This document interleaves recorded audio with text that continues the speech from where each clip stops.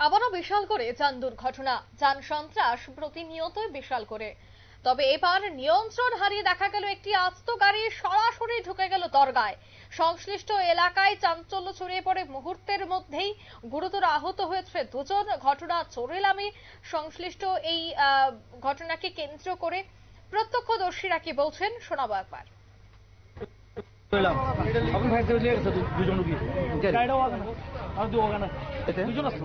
কিরকম আর বিশালগড় হসপিটালে যা দেখলাম রক্তাক্ত পুরো শরীর তো পুরান বাড়ি দরকার চলাম। আপনারা শুনলেন প্রত্যক্ষদর্শীরা কি বললেন।